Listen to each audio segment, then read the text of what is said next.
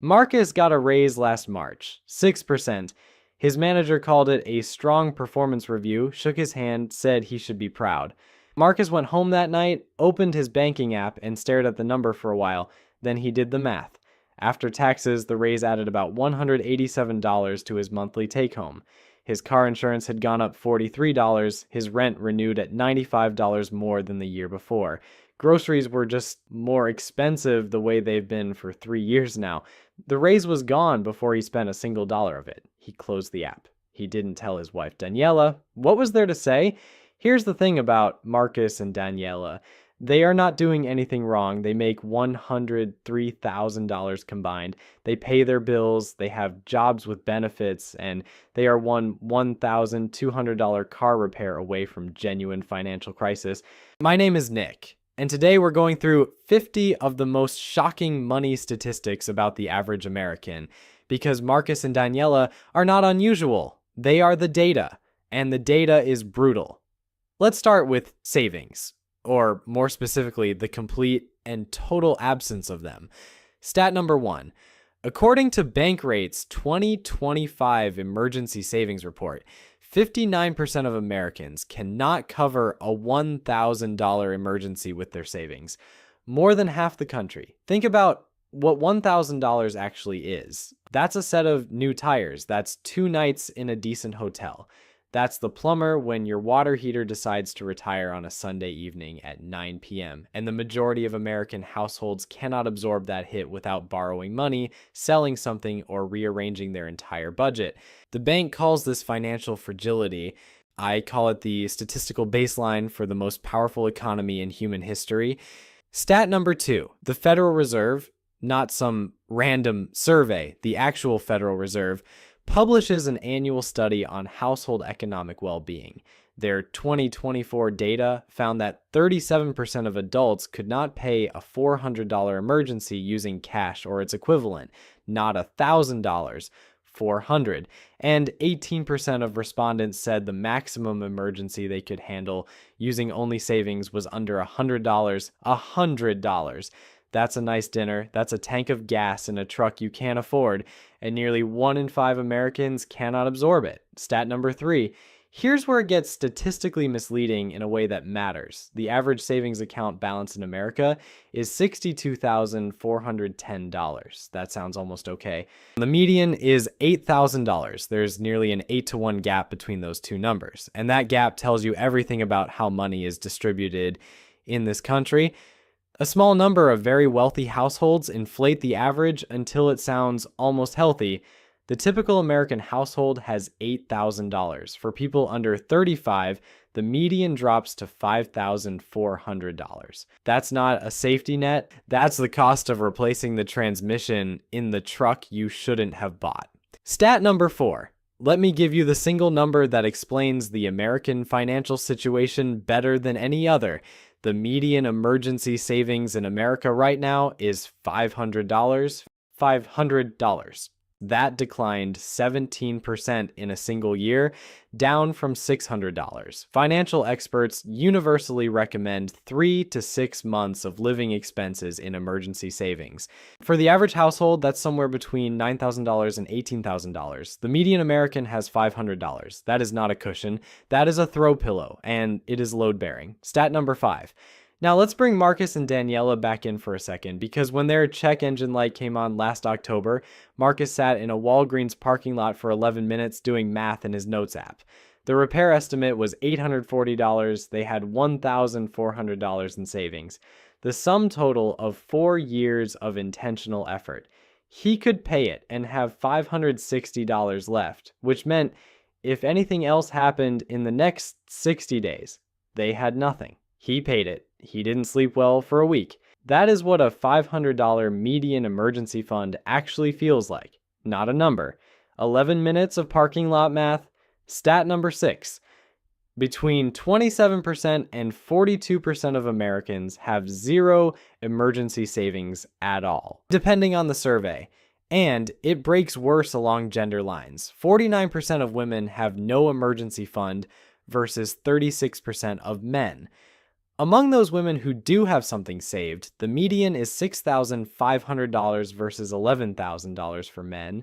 Women live longer than men on average, earn less over a lifetime, and take more career breaks for caregiving, meaning they need the money for longer and from a lower income base.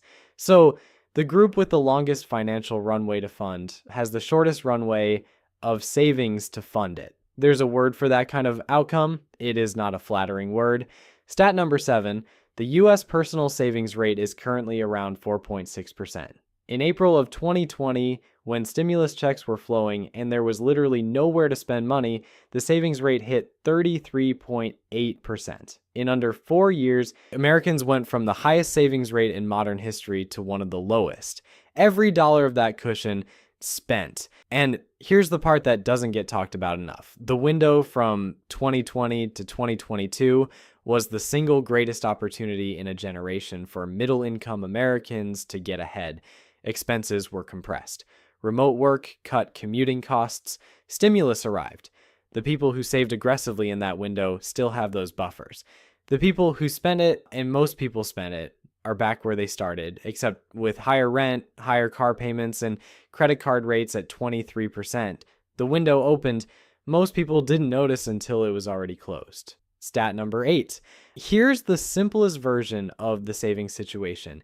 If you lined up 100 Americans right now and asked each one to hand you $1,000 in emergency cash, 59 of them would have to figure out where to get it. About 37 of them couldn't hand you $400, and roughly 18 of them couldn't produce $100 without borrowing. We are not talking about poverty. We are talking about the average, the middle, the normal. The median American is one busted appliance away from a credit card balance, and the credit card is already carrying $7,886. The median American has $500 between them and a financial emergency. The average emergency costs $3,500. Keep that gap in mind, because everything that follows explains exactly how it got there and whose business model depends on it staying there. Now let's talk about what Americans owe and who profits from it.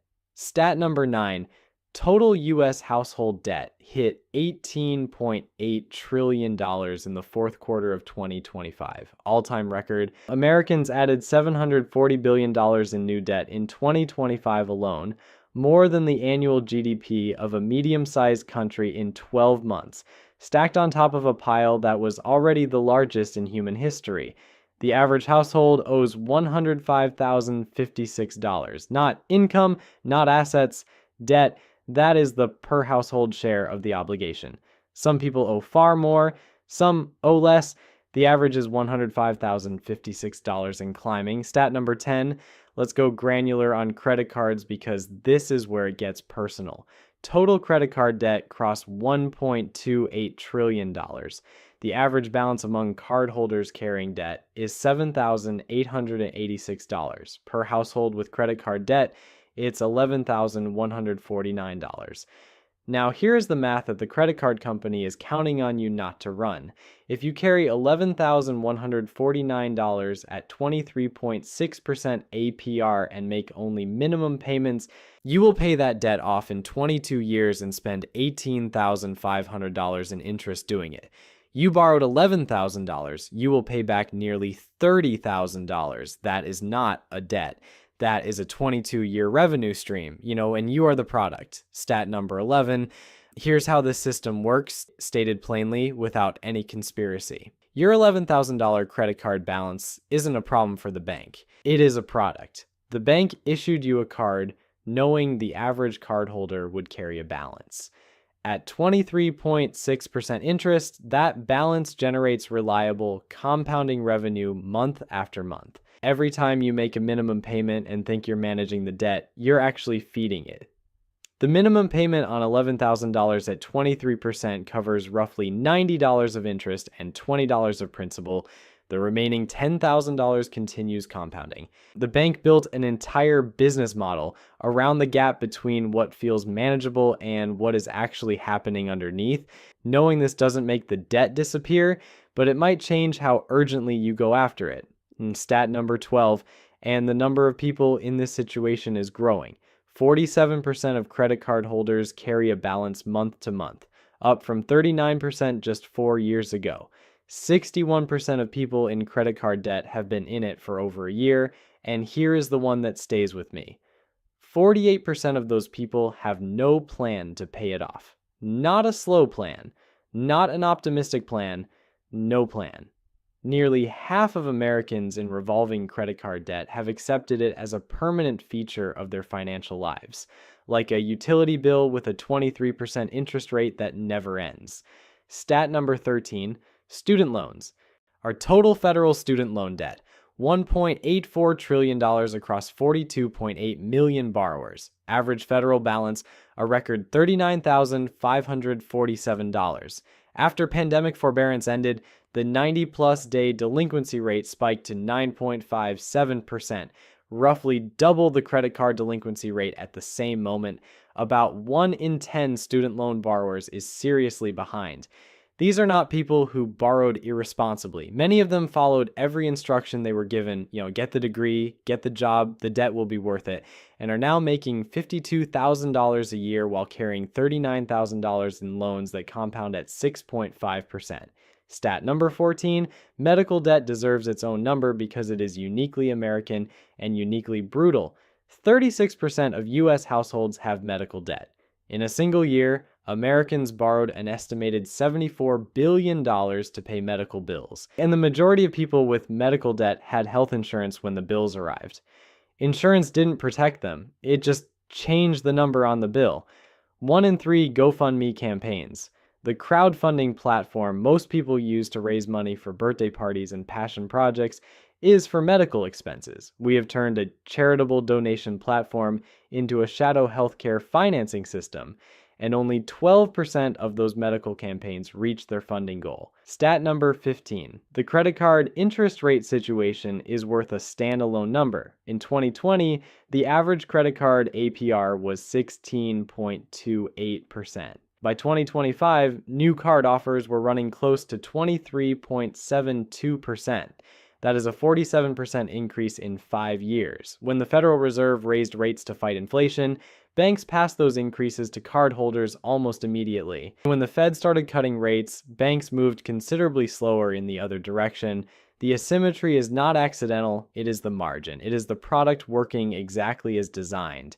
Here's what 23.72% actually means in practice. If you have $7,886 in credit card debt, the average carrying balance, and you make only minimum payments, you will spend the next 17 years paying it off and hand the bank approximately $9,400 in interest on money you already spent. The original purchases are long gone. The vacation, the furniture, the emergency car repair, the Christmas you put on the card, gone.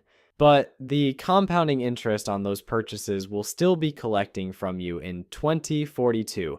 That is not a bug. That is precisely what the product is designed to produce. Stat number 16. Auto loan delinquency, borrowers 90 plus days behind on car payments, is now sitting at 5%. The peak during the Great Recession was 5.3%. We are almost there, and the Federal Reserve's own analysis noted that it's not primarily interest rates driving defaults. It's loan balances. People borrowed too much for cars they couldn't actually afford, and even small income disruptions are enough to tip them over. Daniela's colleague at work, a woman who makes $58,000 a year, is financing a $47,000 SUV at 84 months. She described the payment as totally manageable. She said it while declining to order lunch because she'd forgotten it was the week before payday. Americans owe $18.8 trillion, an all-time record, while simultaneously carrying the lowest savings rate in decades. They are digging the hole deeper with one hand and forgetting to hold the ladder with the other. Take a breath, because credit card debt you can pay off. A bad car purchase you can sell at a loss and start over. Student loans you can refinance and chip away at for years. Retirement savings you didn't make in your 30s, those years are just gone. The compounding that would have happened inside them never happened. You can't refinance time.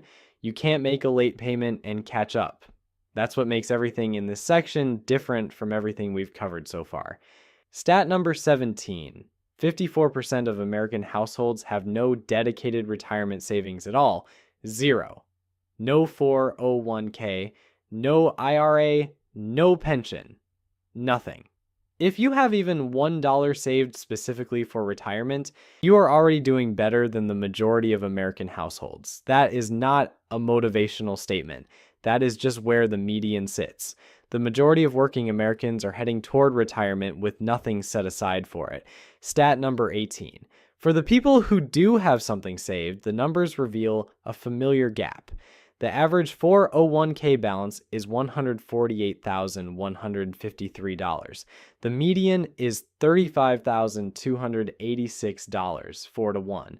Same dynamic we've seen everywhere.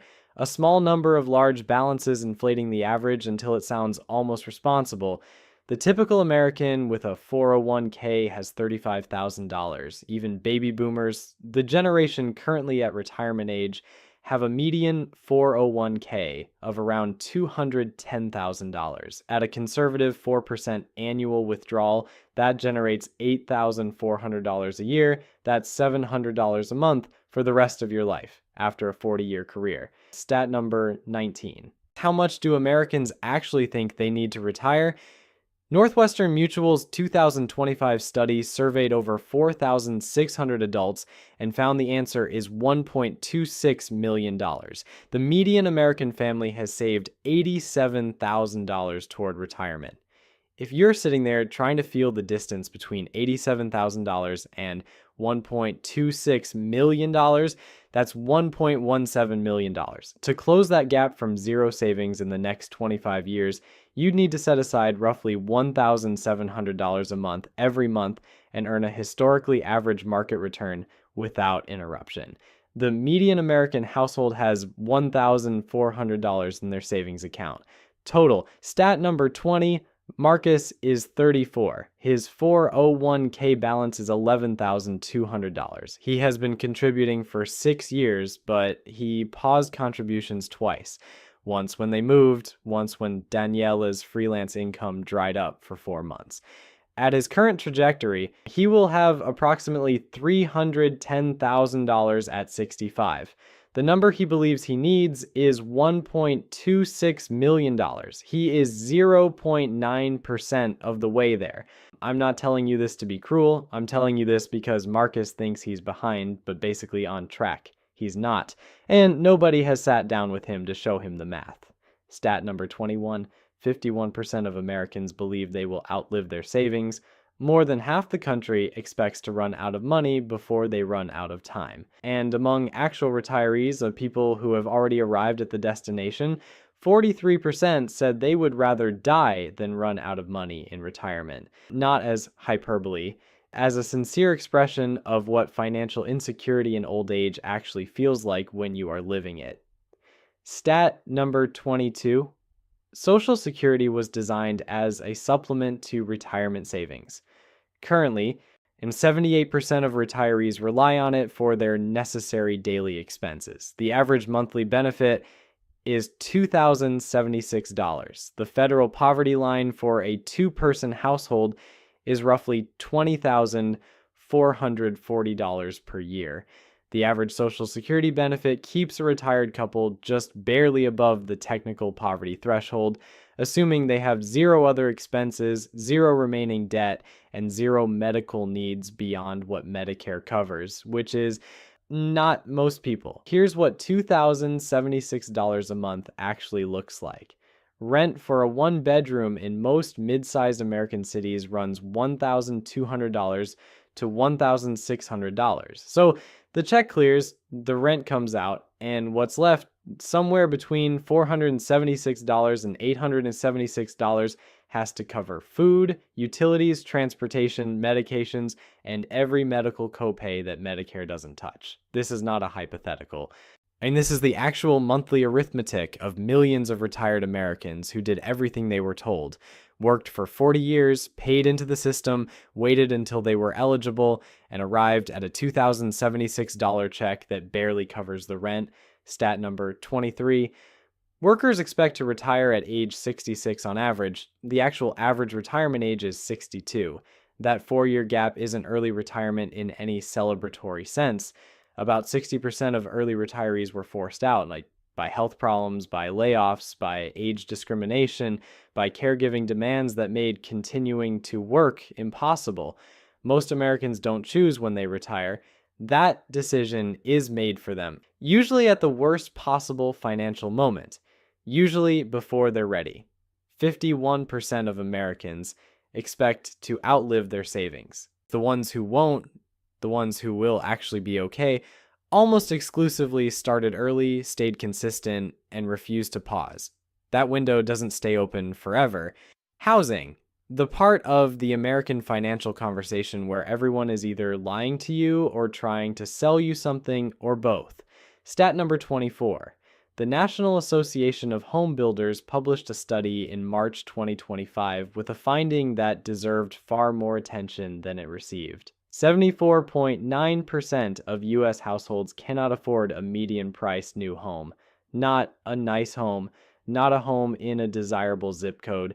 The median, the midpoint, the average, it requires an income of $141,366 to afford comfortably. The median household income is $83,730. 3 out of 4 families are mathematically priced out of a median home. That is not a housing crisis. That is a housing system operating exactly as it was allowed to develop, benefiting the people who already own property at the direct expense of the people who don't. Stat number 25. Renters aren't in a safer position. For the first time in recorded data, more than half of all renters, 50.3%, are cost burdened, meaning they spend 30% or more of income on housing, and 36% of full-time workers are cost burdened. Full-time employment, 40 hours a week, every week, no longer guarantees that you can afford a place to live in most American cities. That sentence would have sounded absurd in 1985. In 2025 is just a census number, stat number 26. Here is the income math stated cleanly. To afford the median existing home at current mortgage rates, a household needs to earn approximately $106,731 per year. The actual U.S. median is $83,730. The gap is $23,000 a year, roughly the annual salary of a part-time retail worker. That's the distance between where most Americans are and where they'd need to be just to afford a median house. Not a nice house, not a house with a yard, the median, and a household earning $106,731 would still be spending 34% of gross income on housing above every guideline that exists. Stat number 27. It now takes an average of 7 years to save a 20% down payment on a median-priced home. 7 years of disciplined saving with no interruptions, no emergencies, no car repairs, no medical bills, no job losses. 7 years, assuming the house price doesn't increase while you're saving, which it will. The median down payment has more than doubled since before the pandemic, from $13,900 to over $30,400. In Seattle, the savings timeline exceeds 22 years. So if you started today, you'd have your Seattle down payment sometime around 2047. Your kids will be grown. You might be thinking about retirement, but you'll have the down payment. So stat number 28. Here's the number that shows how comprehensively the homeownership ladder has been pulled up. The first-time buyer share hit a record low of 21% in 2025, cut nearly in half from 42% in 2007, and the median age of all U.S. home buyers hit 59 years old. 59. That's not a first-time buyer. That's someone using equity from their third property.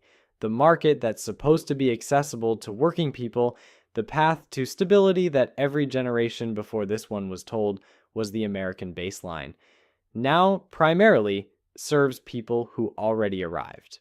Stat number 29. Imagine you're sitting across from a real estate agent. She's friendly. She genuinely seems to want to help.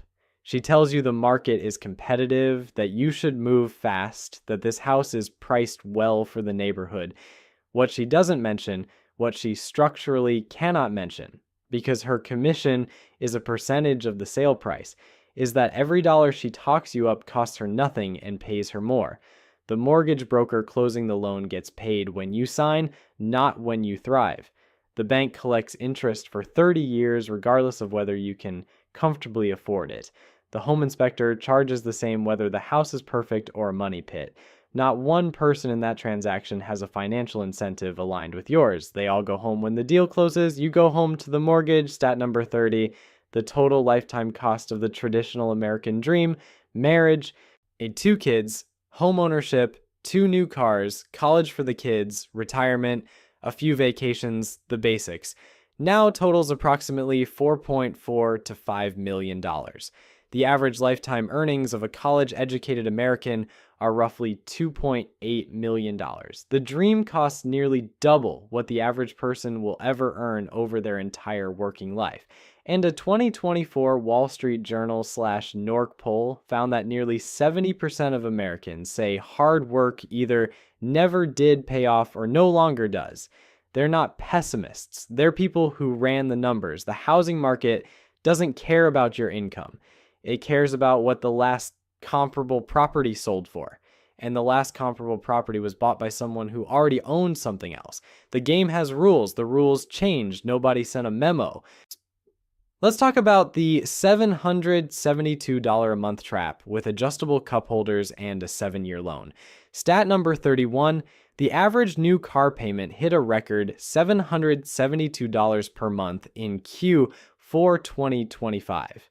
And a record 1 in 5 buyers, 20.3%, are now paying $1,000 or more per month just for their car. 1 in 5. In a country where 59% of people can't cover a $1,000 emergency, 1 in 5 car buyers is committing to spending $1,000 every single month on a depreciating asset. That's not financing a car, that's financing a lifestyle that is quietly cannibalizing every other financial goal you have. Stat number 32. Here is a sentence Marcus said out loud to Daniela after signing his truck loan.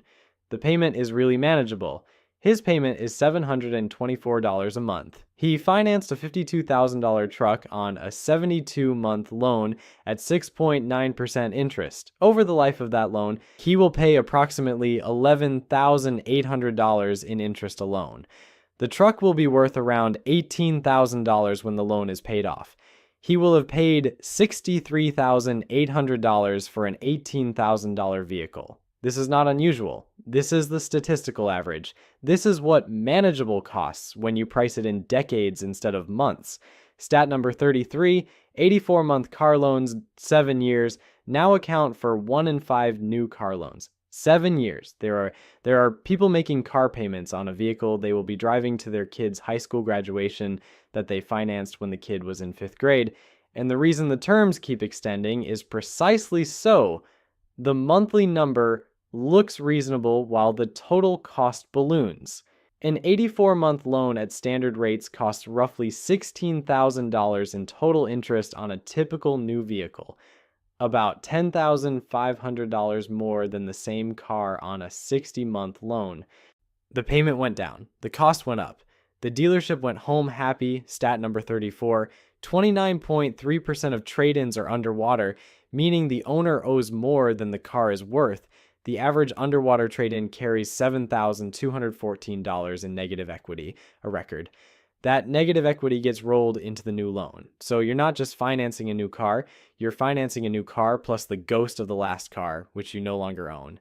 The new loan is bigger, the term gets extended to make the payment look manageable. 3 years later, you're underwater again. This is not a glitch in the system, it is the system. Dealers call these customers repeat buyers. The rest of us should call them what they are. People trapped in a cycle designed to keep them trapped. Stat number 35. Auto loan delinquency is near Great Recession levels, sitting at 5% of all outstanding balances. But here's the detail that the aggregate number obscures. The people defaulting are not primarily people who lost their jobs. They're people who bought too much car for their income and then got hit by any other expense. A medical bill, a home repair, a temporary income reduction, and discovered there was no room. When 59% of people have no emergency savings and their car payment is $772 a month, the margin for error is essentially zero. Any friction collapses the whole system. Stat number 36. Let's run the actual math on what Marcus's truck costs, all in over 7 years, loan payments, approximately $63,800, insurance at $280 per month, $23,520, gas at a realistic $370 per month, $31,080, maintenance and repairs over 7 years, conservatively $8,000. Our total, $126,400 over 7 years on a vehicle worth roughly $18,000 when it's paid off. Meanwhile, if Marcus had bought a $14,000 used Honda Civic and invested his $724 monthly payment in an index fund, returning 8% annually, he'd have $73,000 after 7 years. He chose the truck. The truck is chrome. The $73,000 would have been invisible but compounding.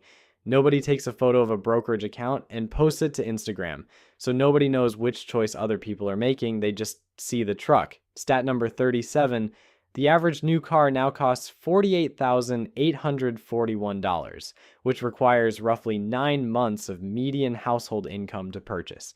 In 2005, it required about 5 months. We are spending proportionally 80% more of our income on new vehicles than we did 20 years ago, and calling it normal. The only thing that changed is how aggressively we're willing to extend the loan to make the monthly number feel like something we can live with. The monthly number is not the cost. The monthly number is the distraction. The car payment trap doesn't close around you all at once. It closes one manageable monthly payment at a time until one day you're spending more on transportation than you are on your retirement, and you can't remember exactly how that happened. All right, everything so far has been about structural problems, housing prices, wage gaps, medical debt, things happening to people. But some of what's draining the average American isn't just the system, it's behavior. And the behavioral stuff is honestly worth looking at directly. Stat number 38. Americans underestimate their subscription spending by a factor of 2.5. The average person estimates they pay about $86 a month on subscriptions. The actual average is $219 a month. Separate research from West Monroe puts it at $273. People are spending $2,500 to $3,300 a year on streaming services, apps, gym memberships, meal kits, cloud storage, premium tiers for things they use on the free tier, and whatever they signed up for during a 30-day trial and forgot to cancel, and they think they're spending $86. Subscriptions are financial dark matter. They exist in the budget. They have mass. You can't see them until you look. Stat number 39, here's the subscription stat that makes the previous one worse. 55% of subscribers have at least one completely unused subscription running right now. They're paying for something they are not using at all. The average waste is about $200 a year. That $200 invested monthly over 30 years at 8% becomes roughly $22,000. We are casually incinerating $22,000 in potential retirement savings to maintain access to a streaming service we last opened in November. I'm not exempt from this. I checked my subscriptions while writing this video and found 2 I'd forgotten about. One was for a language learning app. I do not speak the language. Stat number 40. The average American makes about 9.75 impulse purchases per month, spending approximately $282 on things they didn't plan to buy. Annualized, that's $3,381 a year on unplanned purchases. In Q1 2025, 36% of Americans made a single impulse purchase of $250 or more. 1 in 5 people has made an impulse purchase of $1,000 or more in a single moment. This is not a character flaw. Retail environments, both physical and digital, have been engineered with decades of psychological research to override deliberate decision making. They're very, very good at it. You are fighting a billion-dollar industry every time you open Amazon with 5 minutes to kill. Stat number 41. There's a spending category that emerged recently in survey data called doom spending. 1 in 5 Americans are doom spending, making excessive purchases driven by anxiety about the economic future. Among millennials, that rate climbs to 39%. The internal logic goes something like, the economy is uncertain, the future looks grim, things might get worse, so I might as well enjoy something right now. This is retail therapy at a civilizational scale, and the result is people taking on debt to cope with the stress of having too much debt. Like, it is the financial equivalent of drinking to cure a hangover, and roughly 20% of the country is doing it consciously.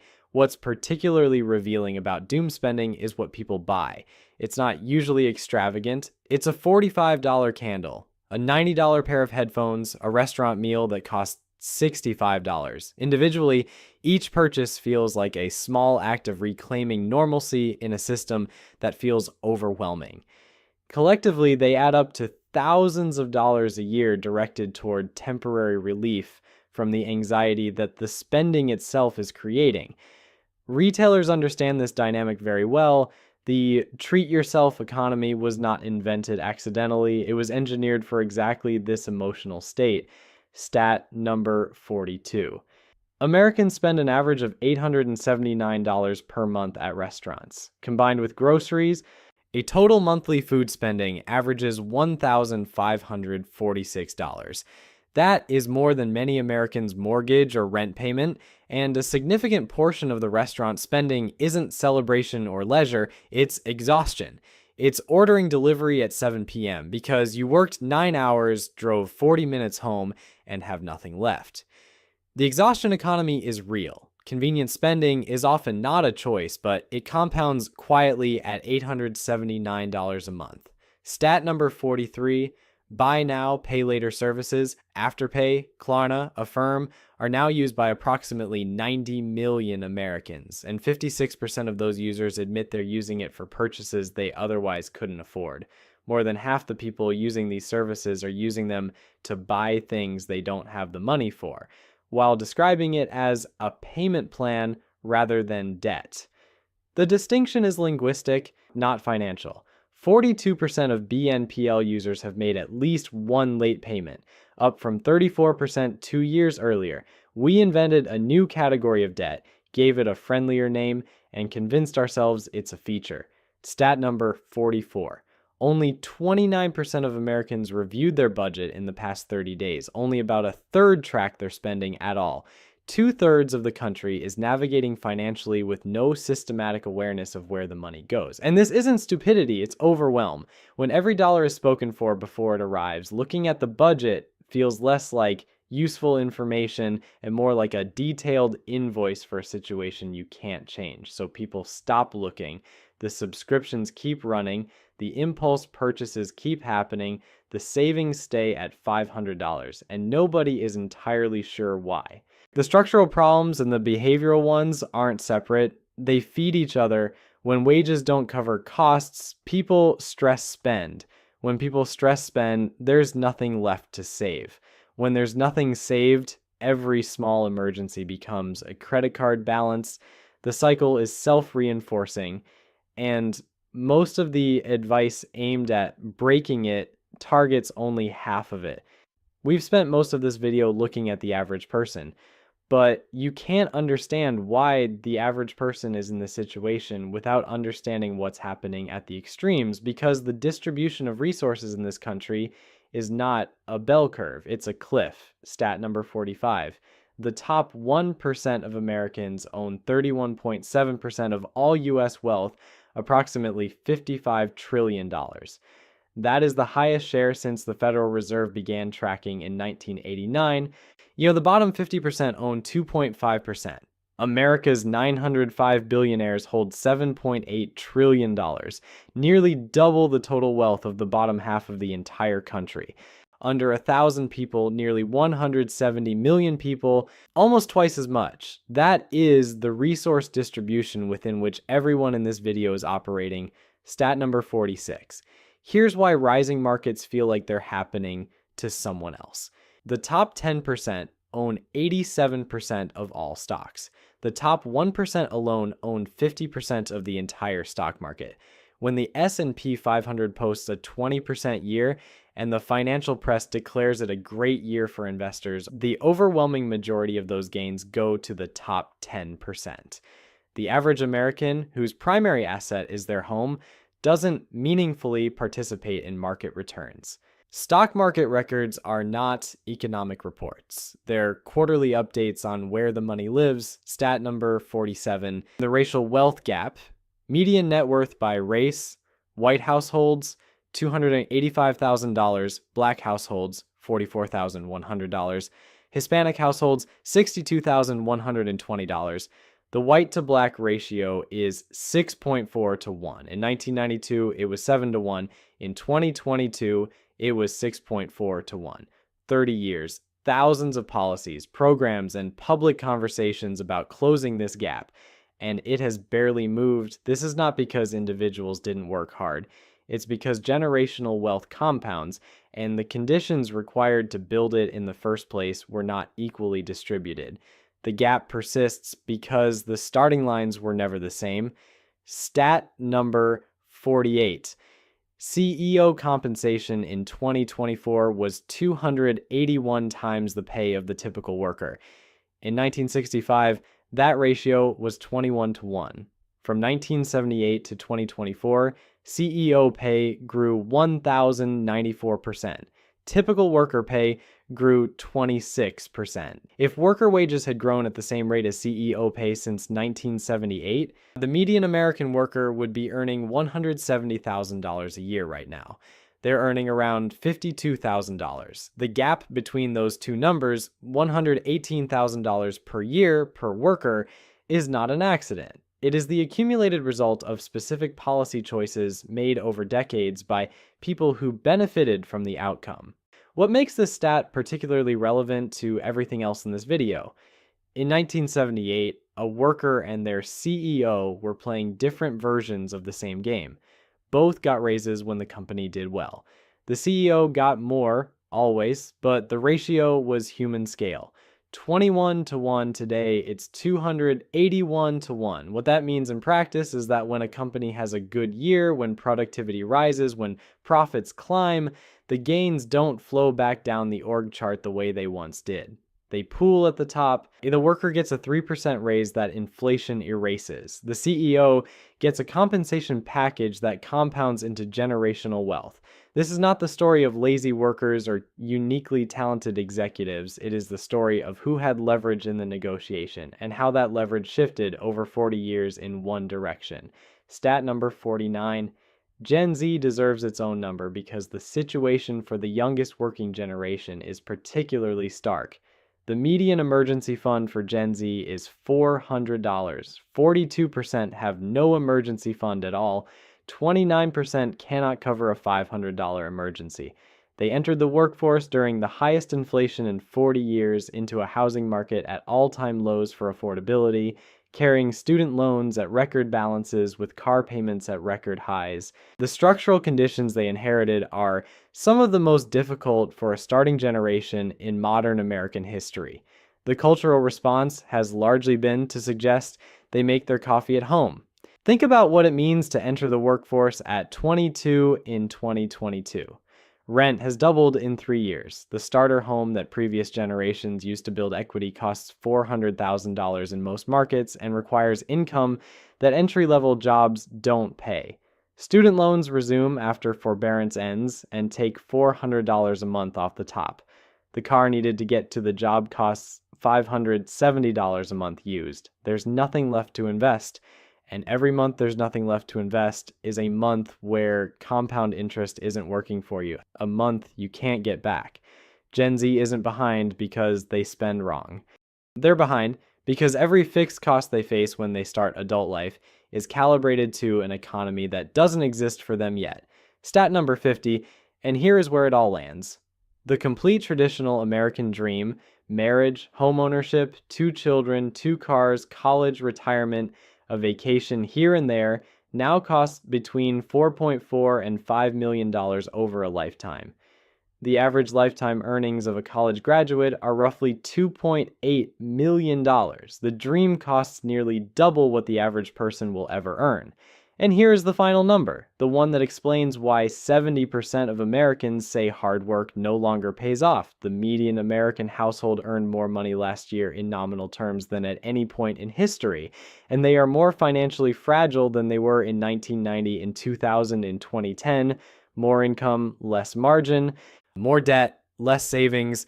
The system absorbed every dollar of the gain and handed back a monthly payment. Let's come back to Marcus and Daniela one more time because I want to show you something. This is where they are right now, today. Combined income, $103,000. Savings, $1,400. Credit card debt, $11,200 at 23%. Marcus's truck, $724 per month. 4 years left on the loan. Retirement, $11,200 between them. They own nothing outright. They have essentially no margin. They are two simultaneous emergencies away from a financial situation that could take years to unwind, and they are, by every statistical measure we covered today, doing better than the majority of American households. Let that land for a second. They are better off than average, and their financial situation is genuinely precarious. That's not a character judgment. That is what the median looks like in 2026. Now here's version 2. Same Marcus, same Daniela, same $103,000 income, same city, same jobs. But they made 3 different decisions at age 32. They bought a used $14,000 Corolla instead of the truck, saving $500 a month from the moment they drove off the lot. They put every one of those $500 payments toward the credit card. It was gone in 19 months. Then they automated $600 a month into a low-cost index fund. They didn't do anything exotic. They didn't start a business. They didn't get an inheritance. They didn't win anything. They just stopped participating in 2 of the most expensive defaults the system offers and redirected the money somewhere it could compound. They still ordered delivery sometimes. They still went on vacation. And they did not move into a tent and eat lentils to optimize their savings rate. They just made 3 decisions that the majority of people around them didn't make, and then let time do the work. At 55, version 1, Marcus and Daniela have approximately $180,000 in retirement savings. They've paid off most of the credit card, but it's crept back up. Marcus's truck is paid off, and he's financing a new one. Their savings account sits at about $4,000, which feels better than it did, but is still a thin buffer against an increasingly expensive world. They're not broke. They're not in crisis, but every significant decision in their lives is constrained. Whether Daniela can take the job she actually wants, whether they can help their kids with college without gutting their retirement, whether Marcus can afford to retire before his back gives out. All of those questions have the same answer. It depends on whether anything goes wrong. At 55, version 2, Marcus and Daniela have approximately $680,000 in investments. Not because they earned more, not because they got lucky, because $600 a month compounded for 23 years at a historically average market return does what compound interest does when you leave it alone. It accelerates. The last 5 years of that period added more to their balance than the first 15 combined. They have options, real ones. Daniela took the lower paying job she wanted at 47 because they could afford the income reduction. Marcus is planning to retire at 62, not because he was forced to, but because the math works. They're helping one of their kids with a down payment. They still drive a used Corolla. They don't think about it. The gap between those 2 futures is not income. It's not intelligence. It's not discipline in any heroic sense. It's 3 decisions made in their early 30s and 23 years of a process that required almost no ongoing effort once it was set up. And the automation did the work. Time did the math. I'm not telling you this to give you a motivational poster. The 50 stats we covered today are real. The structural problems are real. The housing prices and the credit card interest rates and the CEO pay ratios and the retirement gap, none of that is personal failure. That is the environment. You did not build it. You did not ask for it. And the people telling you to just budget better or grind harder while ignoring the structural context are not doing you any favors. But the default settings of that environment, the $772 car payment, the subscriptions you forgot about, the minimum payment on the credit card, the retirement contributions that get paused when things get tight and never quite get restarted. Those defaults are not inevitable. They're just what happens when nobody sits down with the actual numbers and makes a deliberate decision otherwise. Most people never sit down with the actual numbers. The actual numbers are uncomfortable. This video is uncomfortable. That's the point. Here's the thing. Nobody in the financial industry is going to tell you. The credit card company makes more money the longer you carry that balance. The car dealership makes more money the longer the loan term. The bank makes more money the larger the mortgage. The subscription service makes more money the longer you forget to cancel. Every default setting in the financial system, the minimum payment, the 84-month loan, the 30-year mortgage at the top of your approval range, the free trial that auto-renews, because is calibrated to extract the maximum amount from you over the longest possible period. That's not paranoia, that's a business model. And the only defense against a business model is knowing it exists. The only move that actually works, the one that shows up consistently in the financial lives of people who end up okay, is not complicated. It is just know the numbers, make a few different choices than the defaults offer, and do not stop. Don't stop when the market drops. Don't stop when the car breaks down. Don't stop when life gets complicated, which it will. Because life is always eventually complicated. Just don't stop. Version 2, Marcus and Daniela aren't special. They're just the version that didn't stop.